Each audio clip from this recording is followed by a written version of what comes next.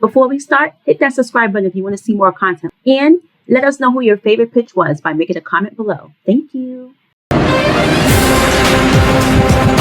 Venture Accelerator is more for startups. They're student-led startups, but there we're trying to take them from an MVP, which is a minimum viable product, or a prototype, or a learning prototype, to pre-launch.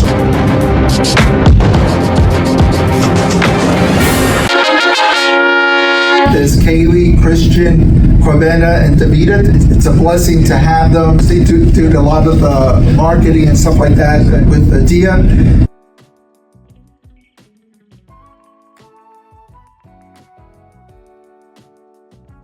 I'm Peter Blomson, co-founder of Reddiksen. I have a question. Can I get a hand raise for everybody who loves food? Right, everybody loves food. Now, we want to connect small-scale food producers in Norway directly with consumers. But why? 3% of the area in Norway can be used to grow food. To compare, in US it's 16. For a small economy to get 16% tariffs slapped on their economy by their friends, that's significant. Now, today, food producers have to reach economies of scale. They have to partner with retail, and the result is that those who can't close. That way, consumers can discover all of their local producers in one place. In the market, there's a couple of actors that are trying to do something similar. None of them are going nationally. None of them are combining that with marketing the producers themselves. In terms of the business model, after VAT in Norway, we take a 5% cut, which goes to $3 per unit sold. In general, we're looking for $100,000 to fund us for 2 years. We believe this is going to be enough to bring on board 100 new producers with a full-time employee on our site. And then at the end of that, we will be seeing around $300,000 in revenue. We have a good Facebook presence. All dads are on Facebook, right? Well, I don't know about you guys, but my dad, he was dead set on barbecuing that steak in the summer, even if it rained. So he would be out there barbecuing it. He cares about the quality of the meat.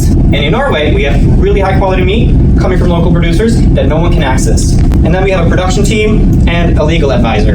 And with that, I invite you on board on this journey. The tariffs right now don't affect the producers directly, but they will affect them indirectly if they export. Those are usually the bigger actors. What does affect them is the war in Ukraine, for instance, where wheat prices are high, where grains in general are high. For us, the way we're reaching out now is directly. So we're reaching out one-on-one and be like, hey, I see that you're doing this thing. We would love to hear more. And then for the 3 that we have on board, we found that we're a good match. They want to scale up their business. Not all do, but the ones that do lack usually the infrastructure to do that. And we say, hey, we have a website ready for you. All we need is your story, and we will tell it to everybody else. What is the percentage of, let's say, out of 5 people you reach out to, how many of them accept the offer? 3 that we have pretty fast, like within the first month. So that was maybe like a 10% success rate. And then after that, we've been pivoting away from outreach and to the MVP. So they've actually sold through the platform? For these 3, they have their own web shop, and we wanted to have somebody with their own feet to stand on to test the market. You're just directing traffic to their correct, yes. They know their products and how they can deliver them. So they're the experts, and some of these are already doing national transportation delivery.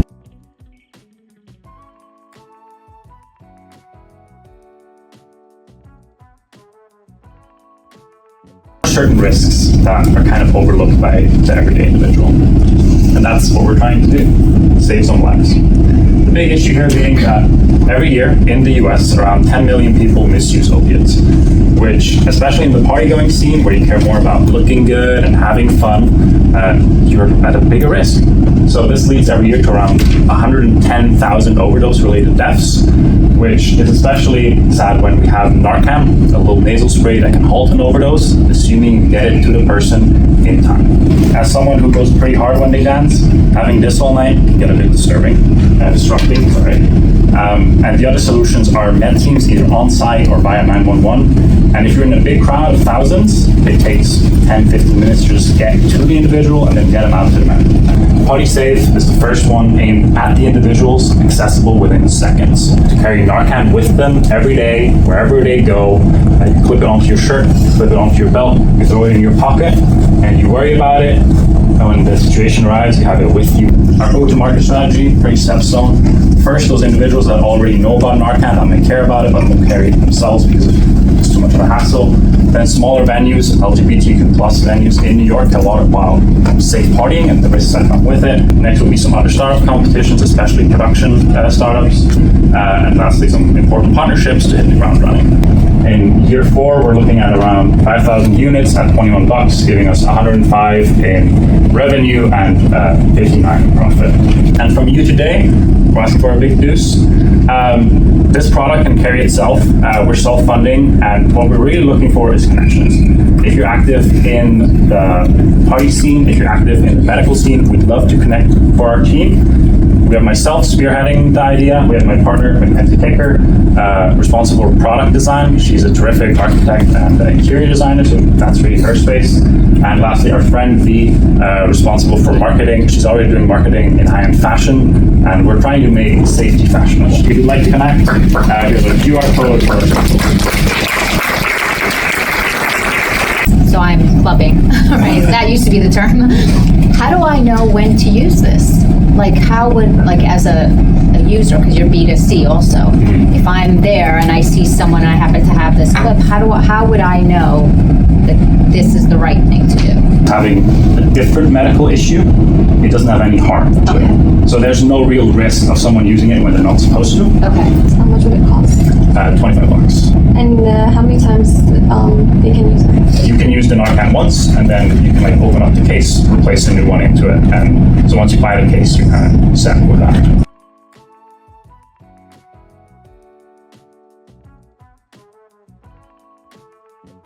Why do we have a platform like Brightspace for our homework, Handshake for our careers, but no central space for our social lives?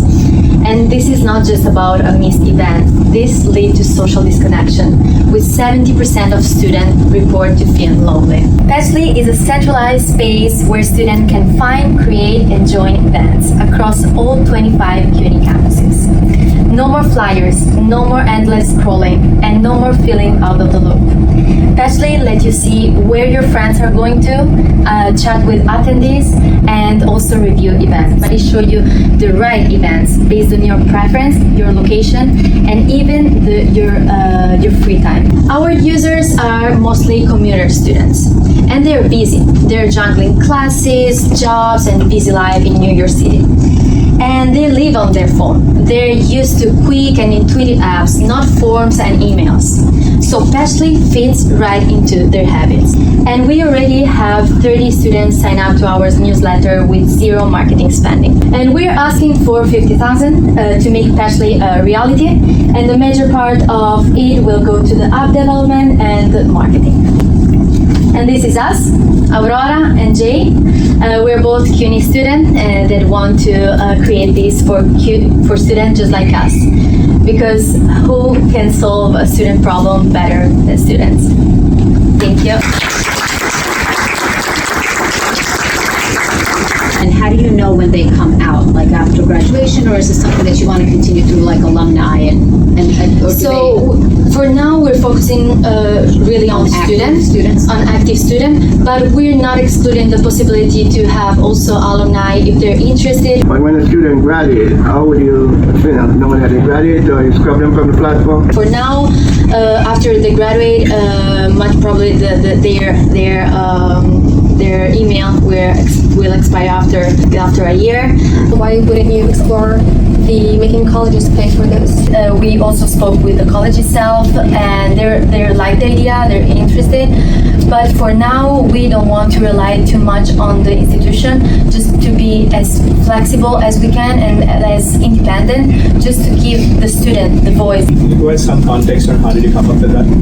Based on our market research and our competitors, we think that $5 a month for student is an affordable price, and $15 for clubs. But the first year to enter the market, we want to enter with a discount price.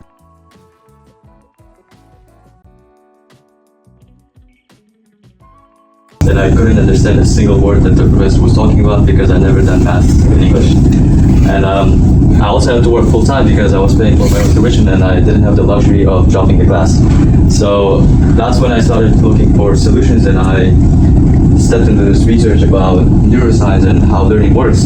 The forgetting curve, which states that we actually forget 70% of that in just 2 days. And imagine midterms are placed like 2 months after the first week of classes, and you forget not 70, you forget 100%. So at BetterLearn AI, we are developing a solution that makes personalized learning experiences for students by strategically helping students repeat the material and helping them prepare for the classes. So this is our product. We are implementing spaced repetition algorithms to help students revise the material with AI-powered quick tests.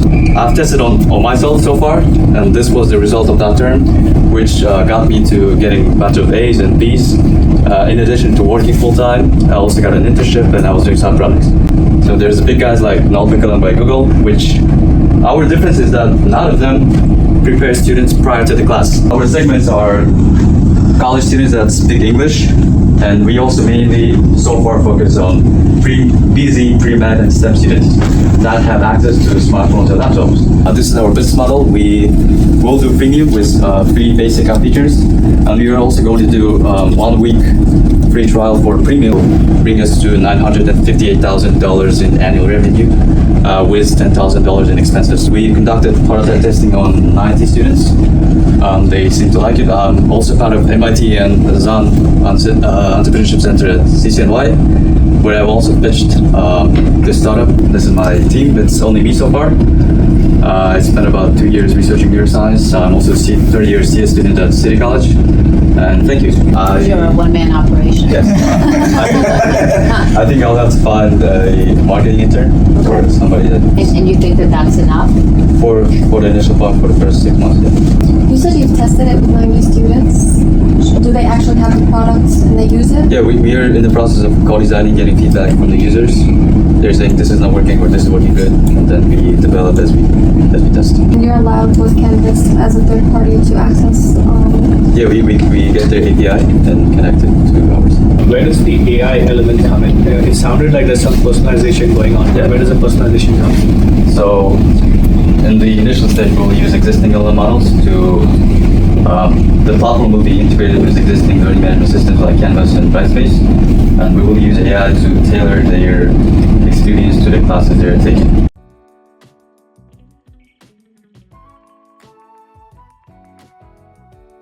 Before I get started, I want to know how many of you received pocket money like while growing up as a teenager.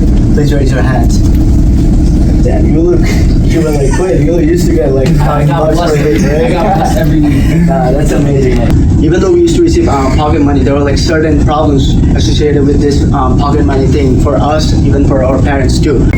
Even if we have cash, we might be overspending. We don't have the the access to save money or to see how much did we spend in a week or something like that. Even like there's like traditional banking system like student banking. If you ask a kid, he would rather go to the gym instead of the bank. It empowers the teen to like save money and like use the money digitally and see how much they're spending, and allows the parents to send the money digitally where they can like track and like see where they're spending the money on. And they can also like control set parental controls how much they can spend in a week, and they can also like do direct deposit like for the kids, the teenagers who are working. They will be able to like direct deposit their payments to their Feincard account. The unique features like considering the peer-to-peer transaction like the transfer and then the savings program and the reward program. It's a different. I'm gonna let the kids know, if you save like $100 bucks in a month, so I'm gonna give you like gift cards or something like that, which will encourage the team to save more money. We aim to like get 1,000 users, which we will like recruit students to like promote our app and sponsorship. We will like host like local sports tournament in schools or community to get more users and promote our app. And this is our business model, and we are asking for like 48,000, and I've split the money into like 4 different categories, which will help us to get our customers and get the product going. And this is our leadership team. I am Habib at the front, and that's my boy, my best friend Mark. So, and that's my cousin out there. She's also a doctor, so she also has like experience with the relevant field. And that's my another friend. He's in Canada, so they can be here, but they all have the relevant experiences. It feels like a money management system and not so much literacy. You don't want your kids to be on the app the whole time, right? So I was thinking kids do spend time on their phone. So instead of playing other games, I'm gonna put gamified financial challenges like games so that they can learn about financial literacy. So presumably the parent would have to open an account with that bank in order to get this thing started? No, not at all. So their system, their API integration, I'm gonna put it in my app. So it's nothing with the bank. I'm just gonna do it with the bank. They're just gonna download the app and register. Right now, we will need eventually we're gonna partner with one banking as a service provider. But now, right now, I'm talking to multiple of them. Who gives them the best offer.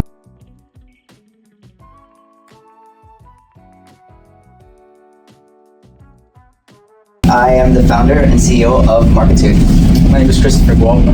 I want you to picture yourself as a restaurant owner. You're pouring your soul into every dish, and no matter what you do, your tables are still half empty most nights. And just around the corner, there's a food influencer who is posting about the meal that he just recently ate to tens of thousands of followers. Now, you can't connect with them effectively, and even if you did, you wouldn't be able to know how to measure the impact. We created a platform that is performance-driven that attributes sales to the creator's content.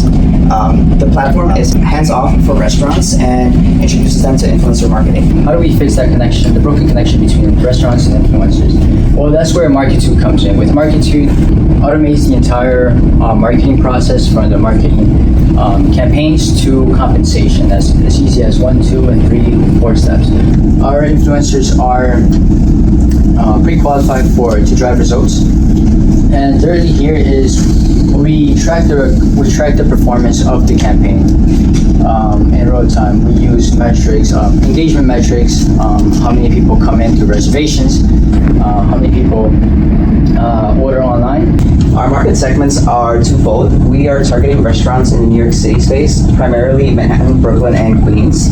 We're targeting mostly fast casual and casual dining restaurants that have a 3 to 6% allocation to marketing. On the influencer side, we are targeting our micro-influencers with 10 to 15,000 followers. We have phase 1 with our pilot program, where we already partnered with 10 restaurants and 25 influencers. Have you seen any results from it? I did a beta test right there. Yeah, so we're right now in the phase of our pilot program. So we've already gotten commitments from 2 restaurants in Astoria. One is the Rizq, the other one is Saffron Indian Cuisine, as well as launching a website that motivates restaurants to sign up for a pilot program so they know what we're doing and they want to be part of it. So we have 5+ restaurants who've already signed up. When it comes to marketing, we are working with different alliances, restaurant alliances. We're also partnering with other startups that are in the marketing space to see if we can have synergies between them, and in contacts with marketing agencies also, where we can work with their influencers and be a funnel for them. There could be a special menu item that the influencer alone can promote. A second one is using smart links. We can use coupon codes to see what directs them to their website if they use it. So these are all ways we can attribute the sales to the creator. And later down the line, we want to integrate with POS systems.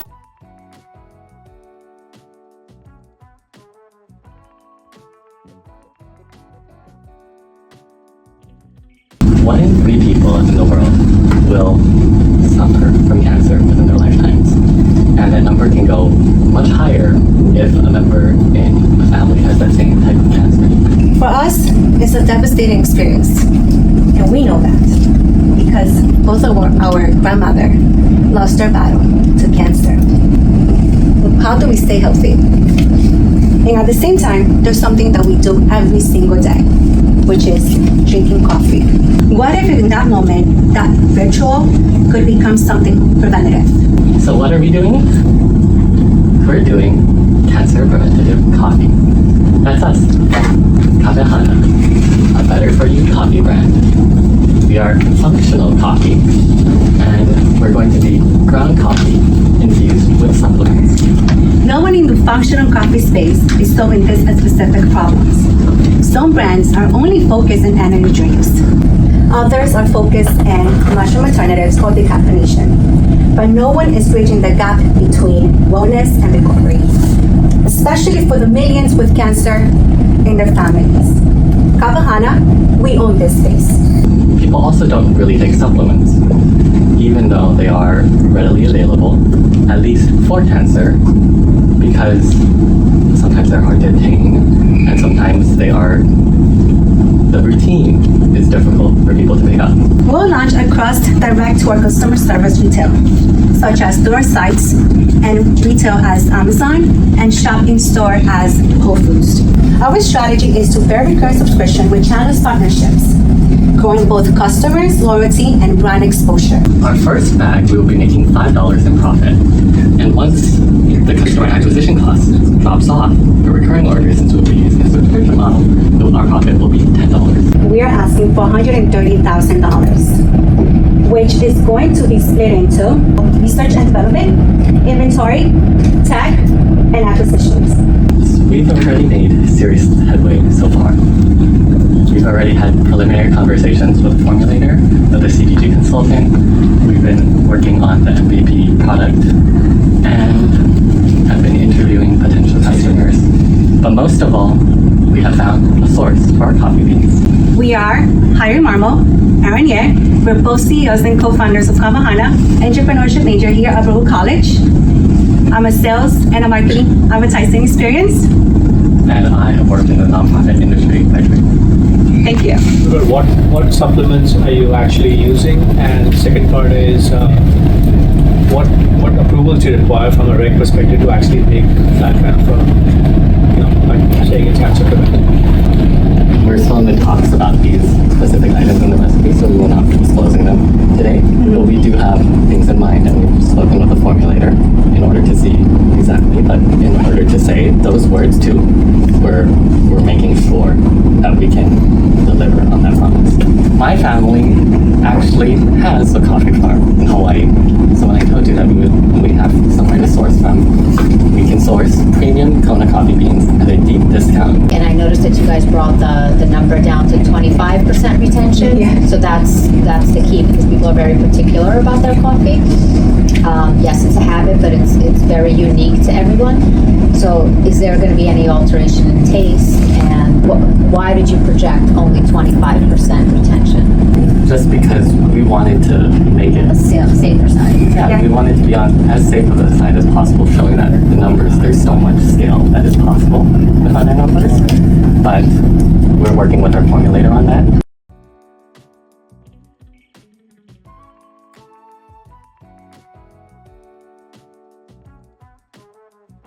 So happy to introduce you all to Rizq, the world's first Muslim-centric servicing and freelance marketplace.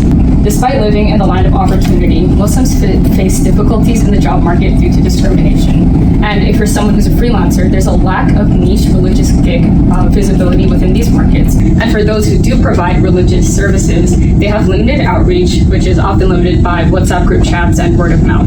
When you come onto our website, you're greeted with multiple niche religious categories that connect our users to our gig contributors. Our gig contributors are the backbone of our platform, as they provide the Muslim-specific services that our users are looking for. When you think of investing or learning a language, you probably think of Robinhood or Duolingo. But as a Muslim, there are specific guidelines I need to follow before I go into investing. And thankfully, Sheikh over here is providing halal investment advice. Compared to other players in the field, we offer a hybrid model, so you can opt for in-person and virtual services. We're also looking to validate certifications for those who don't hold US-specific degrees, and we're heavily promoting those niche gig opportunities for our users. Our go-to-market starts off with what we're familiar with, grassroots efforts within our communities. That means reaching out to my friends, my aunties, and building partnerships with local masjids and organizations that align with our mission. We hope to get most of our early revenue from commission fees and subscription fees.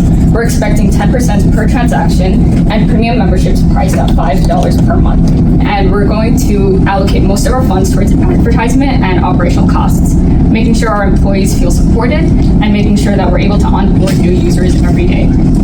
Speaking of our users, this is just a snapshot of multiple positive testimonies that we have received over the span of 2 hours. We essentially spammed all of our users, asked them how they're feeling, and this is the amazing feedback that we got in a short amount of time.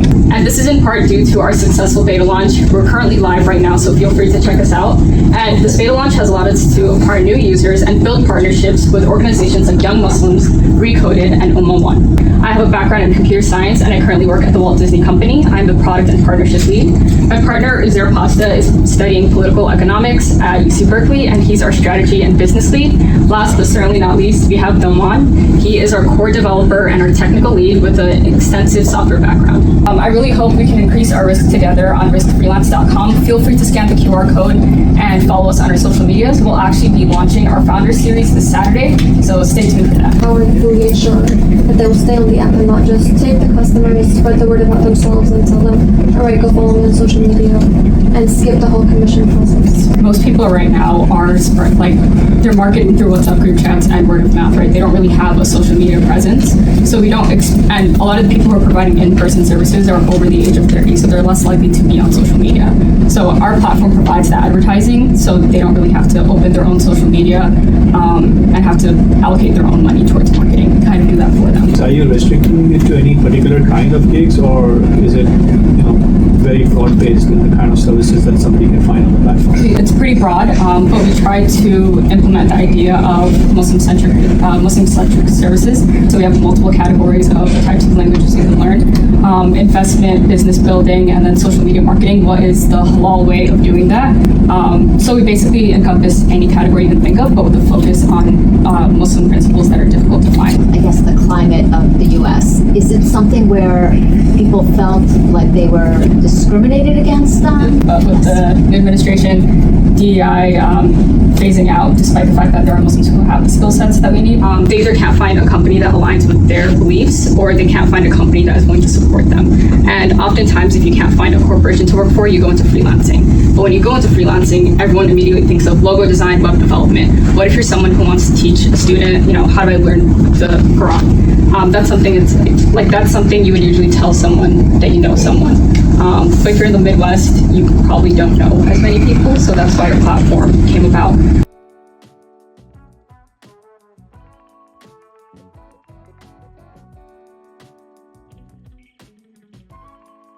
A single mother of two, an aspiring paralegal, she wants to invest in real estate, but she doesn't know where to start. And she's not alone.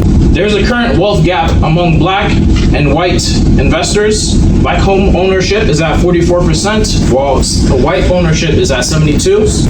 And 66% of black millennials and Gen Z don't know where to start for investing. With our solution, we give you smart tools that you can use today. Our working calculator prototype that helps calculate basic real estate functions, as well as our educational content, multimedia, and our personalized guidance to our AI assistant. In February, what we did, we had our first user tested calculator, which was Tamoy. March, we have built the calculator and we have launched the website.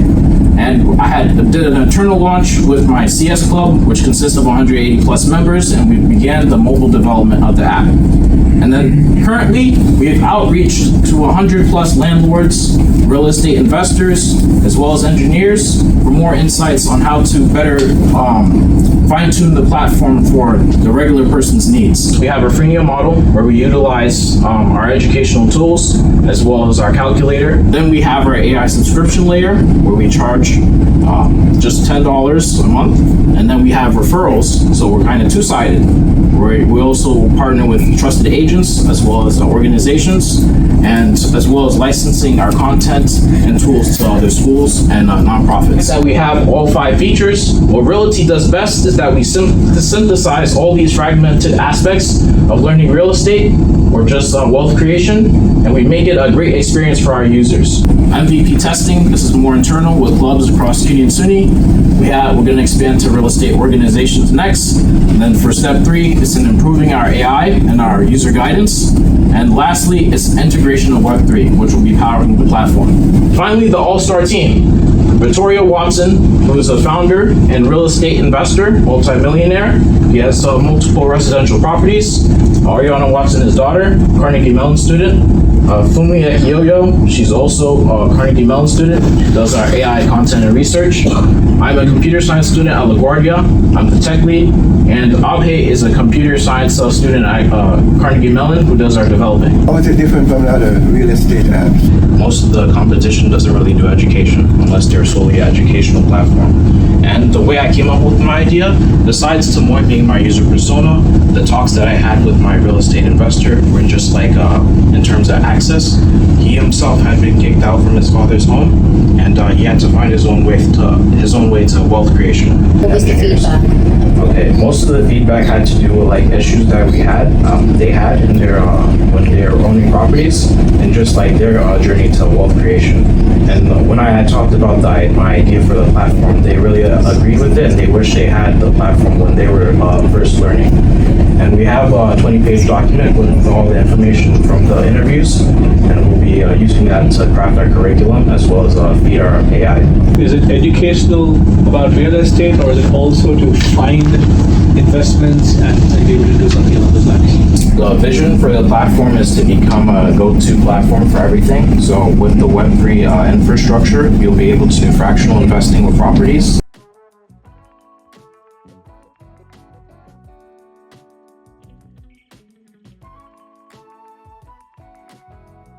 Everyone's gonna need clothes. The problem is fast fashion, lack of quality, lack of distinctiveness. Everything is overproduced, not made to last. Everything looks the exact same. It's just hard to obtain. How I fix that, right, is designer apparel held to a higher standard. Like I said, we're a luxury apparel brand that's affordable and made to last, right? This QR code takes you straight to my website. It's just a shop. Check us out. In the meantime, while I'm talking about everything, if you're interested, it's not just the clothes and look itself, it's that standard. Those boxes I gave to you right now, those aren't clothes, those are actually Band-Aids. I designed Band-Aids as well just because I like them in the look of fashion, but because they are made by us, it's a standard. This is us, all relative to pullover hoodies. We start at $60. We're 100% cotton and we're stock-based. These are some of our competitors, Hellstar, Spider, and Stussy. We are half the price, if not more than all of them. Only one other, which is Stussy, is stock-based and has a 100% cotton on their pullover hoodie. The average order usually is $45. People usually come back at least one time.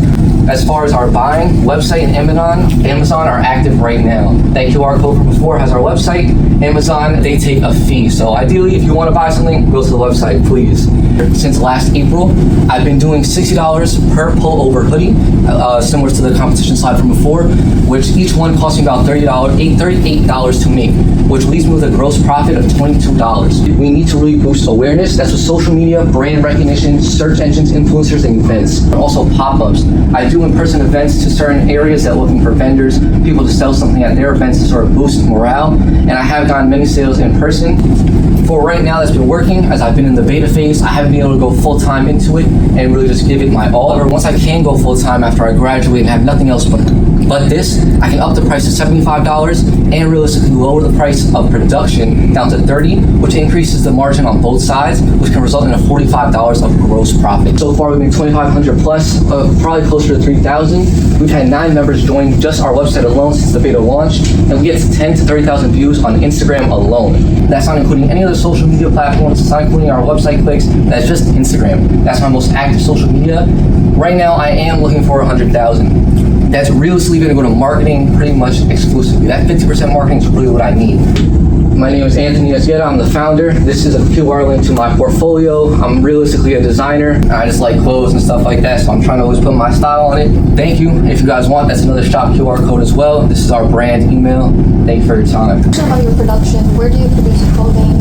I have a manufacturer who handles most of my stuff. Like this stuff specifically are samples. They're prototypes I made up because I test the quality first. I can't just, put a luck on it. Like I'll wash them, I'll throw them around, I'll rip them up just to make sure that they last. I don't want to get a hoodie and people wash it 3 times and I can't really wear this thing, doesn't look good. So right now my main source is in China and Taiwan. There I've manufactured with them to keep the manufacturing costs down. And I know their quality is up to par because I've worked with many manufacturers and some of them just weren't good. Like I've tried to work in the US as well. They just won't respond to me, or they'll send me opposite of what I'm looking for. So I only use like embroidery or direct to garment for my pieces because they last longer and they're more sustainable. How do you turn because you have a great following on your socials, but how do you turn those clicks into profit? My customer acquisition cost is probably like $5 to $10 roughly. But it's hard to gain the traction to sales just because we don't have that reputation yet. So I'm not mad at the eyes on it and the look, because once people see that AJE, you're gonna just start remembering it, right? There's no other logo that looks like that.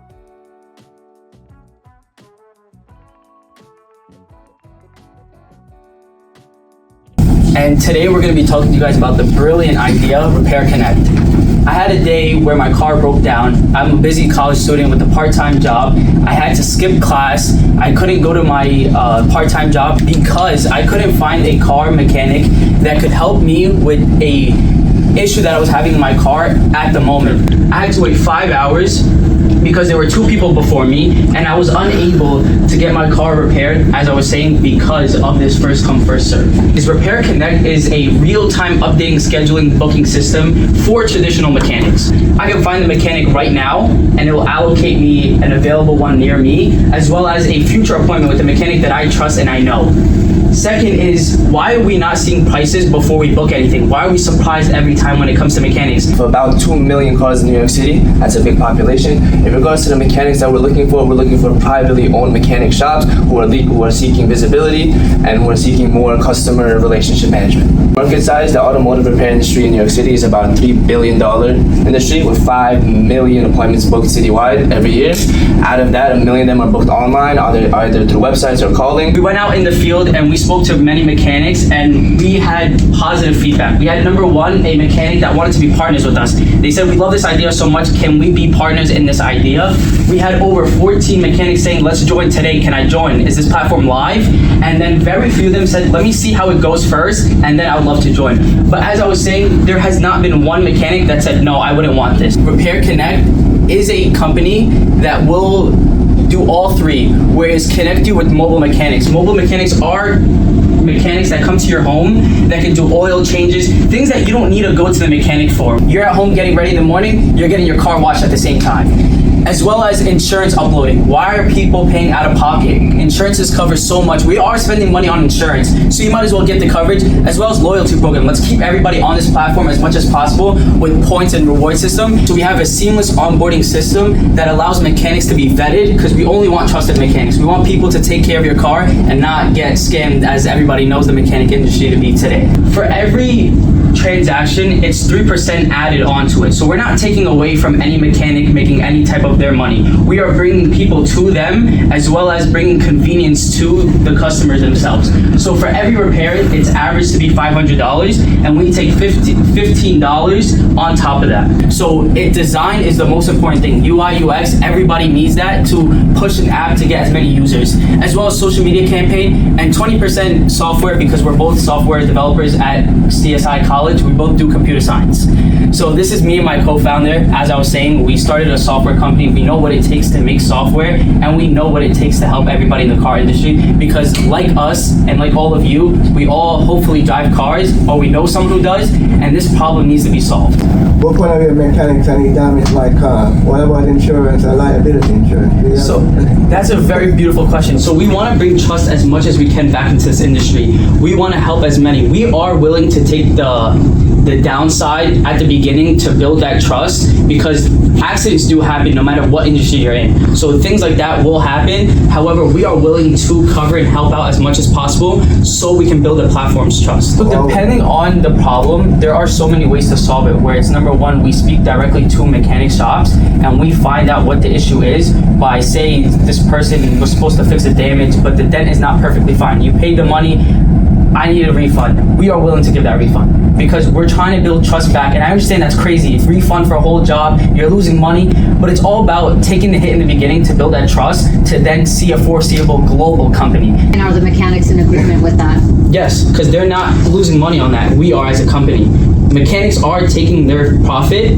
We are, number one, adding only 3% to it. And then if a problem happens, we're willing to take the hit. They're independently contracted with us, so they can set their own prices. So whatever their business they're running, they run it how they want to. We don't interfere with them. We just connect. Just a connection. We bring marketing to them, as well as bring convenience to customers.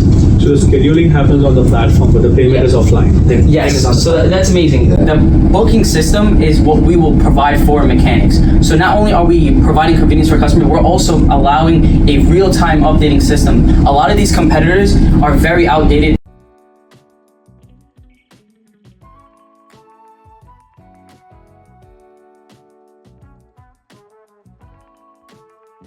How many of you guys are fans of karaoke?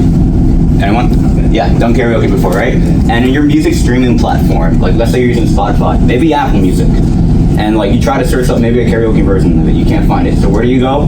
You switch to YouTube. You'll get bombarded with ads, and then likely what will happen is video will finally play after the ads are done. And then if you want to do the same thing, you would search up the same thing for another song. Another way people do, in case that wasn't enough, they would essentially download a song, and then finally they'll have to download a file manager, and then they'll finally go into an illegal pirating website, which likely contains a virus. And then finally, after downloading it, you add the song to your files or gallery, and then you finally got to use an editing app. And in case you don't already have an editing app, you got to download that. And then after you're done with the editing app, you have to get an MP3 player just to finally listen to the song. And that's only one song. So if you want to keep adding more songs, you have to repeat the whole process. And that's really messy. We want to be able, really simple, just to use all the tools that you need. So if you want to listen to Taylor Swift, I don't know, Olivia Rodrigo, whatever artist, Michael Jackson, you can slow down the song, you can speed it up if you like. Maybe add a bit of rain or thunder, all of it, we will be the music streaming platform that provides all of this in just one simple app. Major streaming, music streaming platforms like Spotify and Apple Music, they have extensive music catalogs, but they lack the music editing software. Lessup has easy to use music editing tools as well as a extensive music content library. Operate on a freemium model with premium subscriptions, $5.99 monthly. You get exclusive Penguin customizations, an ad-free experience, and most importantly, full modification capabilities. Our primary users are going to be creative music remix enthusiasts, so that could be anybody that wants to listen to music remixes or want to create music remixes. Social sharers, they're going to be a part of that group. There are people who want to share that content on different platforms like Instagram, X, etc. Independent artists, so artists who want to grow their existing fan base. Traction, we're currently at an early prototype stage. We're currently finalizing our music editing tools as well as our social features. We plan to finalize our prototype by August and launch a beta test with select users by September, and hopefully launch an MVP by December. My name is Thomas Torres Bravo. I'm the CEO and founder. And again, apart from that, I'm a music enthusiast and myself a musician. I recently performed with a friend of mine who's also a small independent artist. I'm Antoni. I'm the team coordinator. I've worked with Thomas in NBA 1, and I've also worked with Maheen, who is the technical lead at an internship at Cognizant. Here's Maheen. He's the technical lead. He's connected us with 2 other coders, and he leads the team of coders. Thank you. This is Lessup. If you have any questions, please contact our Gmail, lessupofficial@gmail.com. Let's say if you do decide to speed it up or do something with it. Now, from a propagation perspective, are there any content restrictions from you saying, okay, this is my version of XYZ song? Because this is a whole new concept. I want to make this clear. No other music streaming platform is doing this. So like when we present this idea to those artists, like say like the big labels and all that, yeah, they're going to be a little hesitant too about it. People are going somewhere and it's either pirating or they go to a third-party application and the artist loses revenue from it. Well, we are also initially starting with indie artists. So these indie artists coming in are knowing what we're doing. They're okay with people editing their music and sharing it online. That gives them more eyes for their music as well. We are a music streaming app, so such as Spotify and Apple Music, we're going to be basically that. The thing is, we provide the tools to speed up or slow down or whatever you want to do with it. If you want to speed it up, you can. If you want to do any of that, you can. You can just ignore it. You can just listen to the song normally.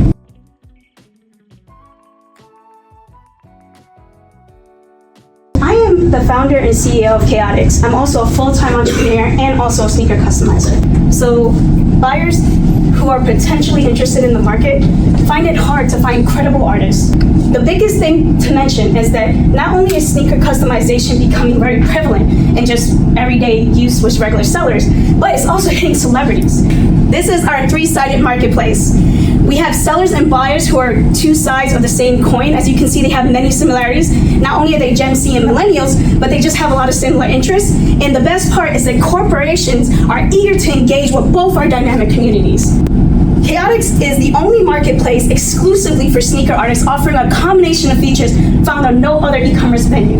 As you can see here, we are kind of redefining what it is to interact with artists. I will be asking for $500,000. This will allow us to not only create a dominance within the marketplace, but we want everyone to think we invented customization, and also get a better idea of how we can pivot and adjust our website to their demands and to how we can best assist them. So we've already legalized our corporation. We've also done tons of market research with the audience, with consumers and also artists. And we got a bunch of LOIs, which are letter of intent from plenty of sneaker artists excited to sell on our platform. This is my informal team. So we have Redmond. Redmond has an active community of 9,000 customizers who are actively interested in selling on our platform. Not only selling, but promoting. And we have Sean, who has over 100,000 followers. Why they wouldn't just go to Etsy? They do currently sell on Etsy. So if you look at our competitors, these are all the platforms that they're currently using. The issue is that Etsy is gouging them for too many fees. So our percentage will be 5%, while they currently sell at 2.5%. So we're going to undersell them, therefore taking them. Plus, for the first 2 years, they're also taking a 1% reduction in fees. What's unique about your design? Custom sneakers different from the other designers? The thing is that we're a multi-vendor e-commerce, so all the designers are going to be selling here. The issue is that they're scattered through all these platforms, so they don't have a centralized place to gain new traction or more brand awareness to potential buyers.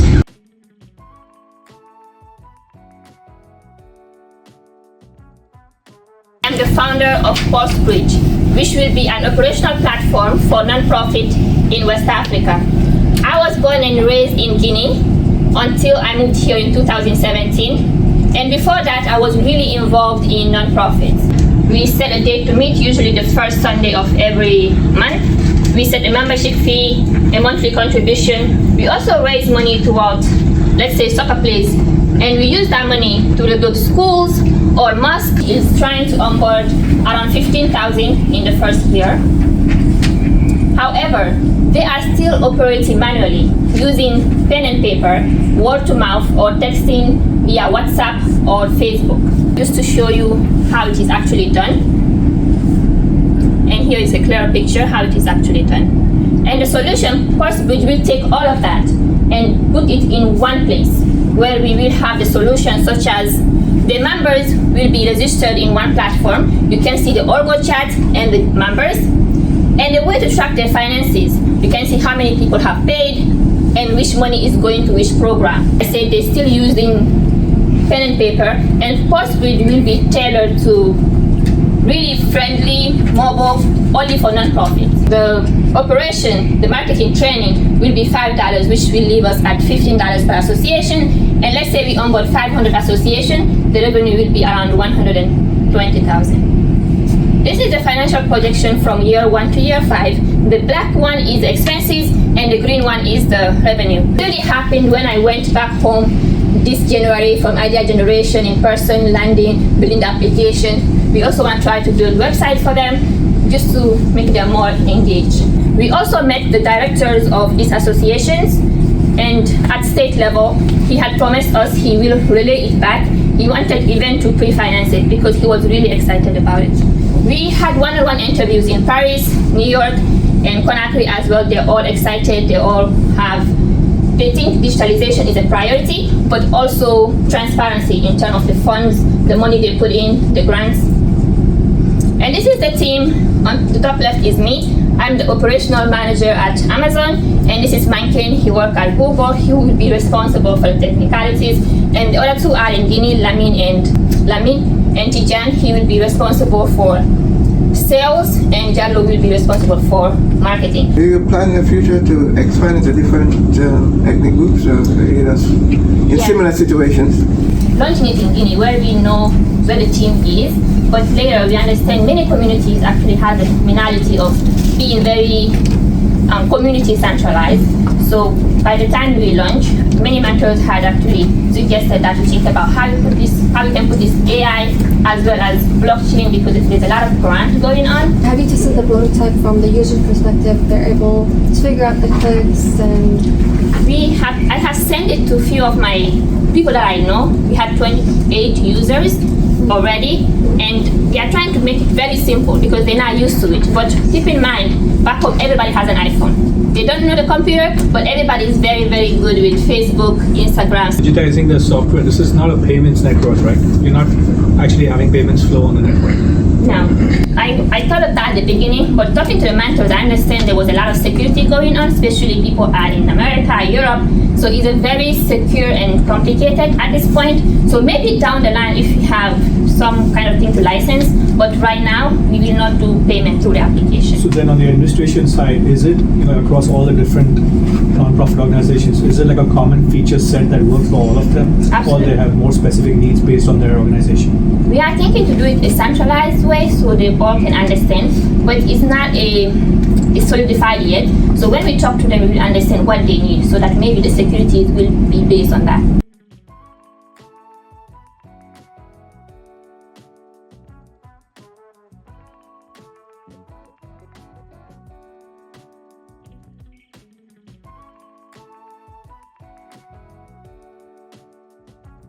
Winner fan favorite who gets 2 tickets to a Ninja Park and or Area 53 is Reddiksen.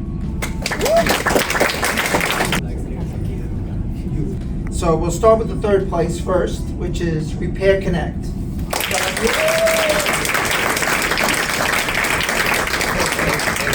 It was a pleasure to do this program. Thank you. Were you the guys who were programming for EC Beats? Yeah. Adam started our software company, so he helped us. He built so many apps because of him. All right. In second place was Pulse Bridge.